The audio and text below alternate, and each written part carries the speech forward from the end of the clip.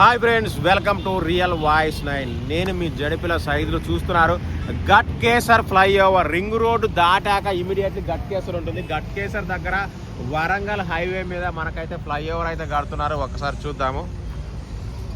ఎందుకంటే హైవే మీద వెళ్ళే వాళ్ళకి చాలా ఇబ్బందులు ఉంటాయి ఊర్ల నుంచి వచ్చే వాళ్ళతో. వై బికాజ్ వాళ్ళ కోసం ఆగాలి, వీళ్ళ కోసం వాళ్ళు ఆగాలి. ఇగో ఇది చూశారు కదా, ఆల్రెడీ పిల్లర్ల కోసం బేస్ అయితే వేశారు. ఇదైతే ఆల్రెడీ పిల్లర్ల వర్క్ జరుగుతూ ఉంది. మనం ఒకసారి చూద్దాము, మీకు చాలా క్లియర్గా చూపిస్తాం. ఇది వచ్చేసి నేషనల్ హైవే 163, నేషనల్ హైవే 160 దగ్గర 63 దగ్గర గట్కేసర్. ఇగో ఇప్పుడు ఇక్కడ చూస్తున్నారు కదా, గట్కేసర్ వెళ్ళే రోడ్డు. అటు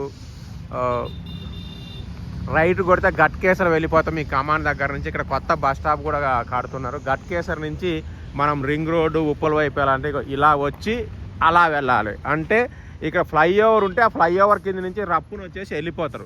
ఒకవేళ ఫ్లైఓవర్ లేదంటే ఏంటంటే హైవే మీద నుంచి, వరంగల్ హైవే మీద ఎంత ఫాస్ట్గా మీకు వెహికల్స్ వస్తాయో మీ అందరికీ తెలిసిందే.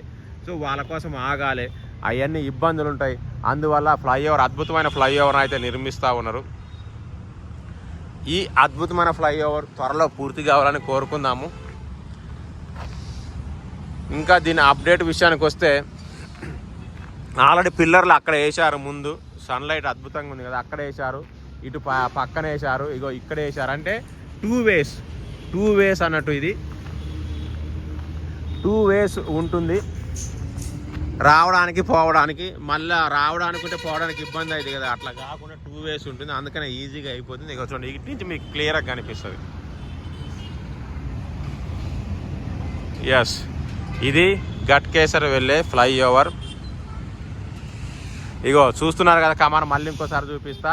ఈ కమాన్లో వచ్చి స్ట్రైట్కి వెళ్తే రాంపల్లి వైపు వెళ్తాం, రైట్ కొడితే గట్కేసర్ వెళ్తాం.